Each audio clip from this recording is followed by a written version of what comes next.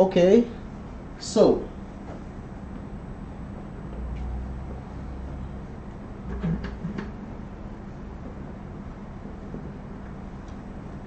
at this point, we want to discuss the bradycardia algorithm.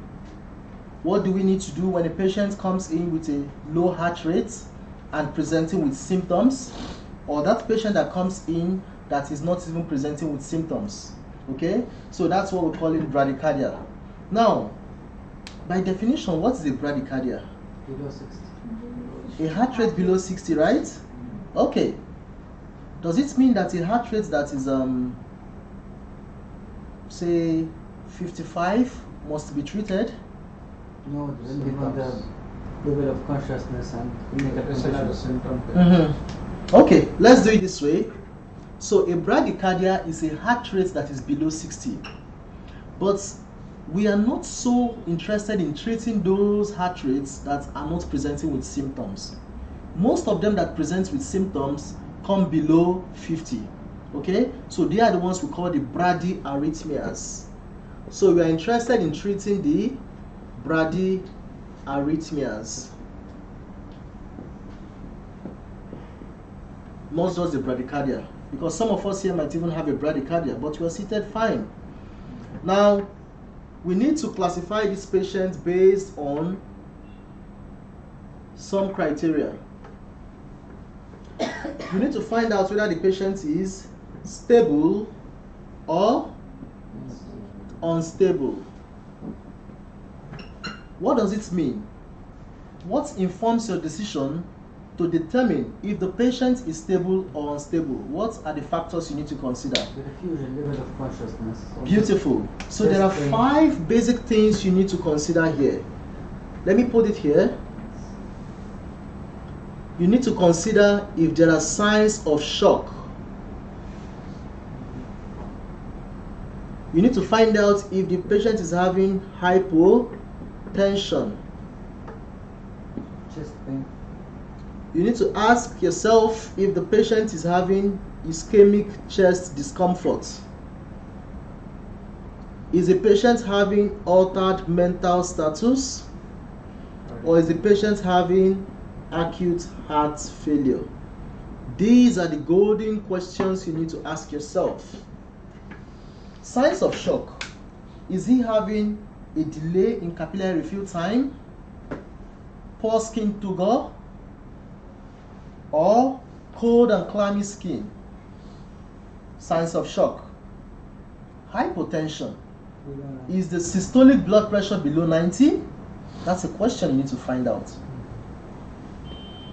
Is the patient complaining on my chest? Chest pain, ischemic chest discomfort, or tells you his heart is feeling like his heart wants to explode. Altered mental status. Are you speaking to the patient and the patient is confused or lethargic, or is he comatose?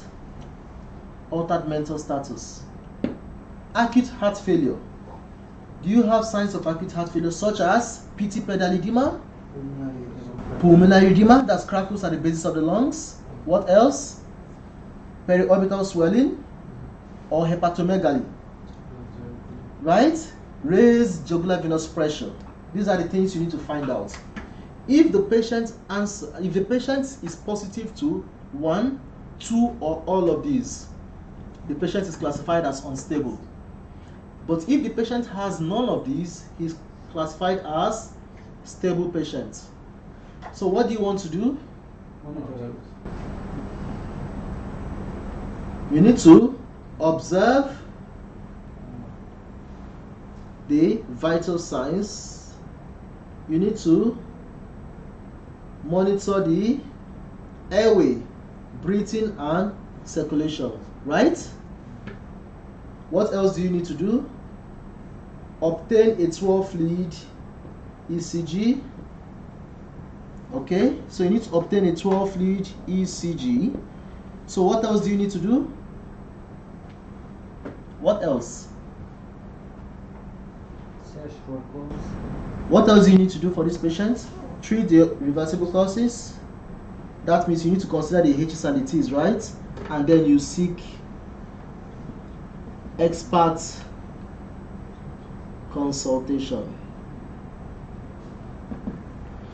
If need be, you can administer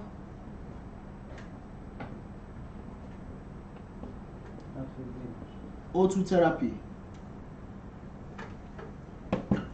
This is for the stable patient. What about the unstable patient? In other words, what about the patient that has 1, 2 or more of these? What do you need to do? Consider atropine. Very good. Aside from maintain the A, B, C's, you need to consider giving atropine. How much atropine? 0.5 milligrams of atropine given. Maximum 3. So you've reassessed the patient after 3 to 5 minutes, and you've seen that this patient is still having a bradyarrhythmia with symptoms. You need to consider the atropine, right? You want to give another dose of it. Up to how many? 3 milligrams. So you can give atropine up to 3 milligrams. That's times 6 doses. Is that right? But now, do you want to keep giving atropine? After every 3 to 5 minutes, you consider atropine.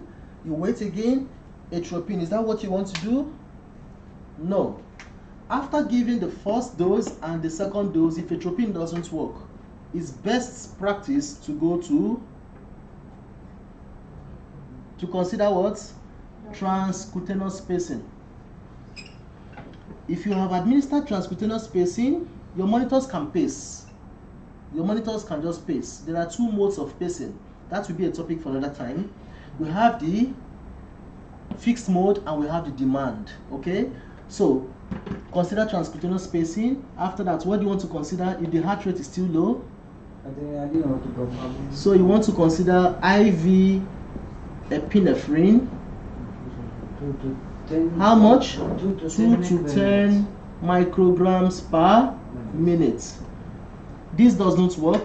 You want to consider Dopamine 2 to 10. injection dopamine 2 to 20. 2 to, this is IV, okay? IV dopamine 2 to 20 micrograms per kg per minute. If you've given this, it doesn't still work, what do you want to consider next? Cardiac consultation. Seek expert consultation. The expert will decide to do a transvenous spacing. It is done by the interventional cardiologist or the cardiothoracic surgeon. Okay? So this is the bradycardia algorithm. Any question? Is it clear, everybody? Let's move now to the next thing we have. Thank you very much for listening.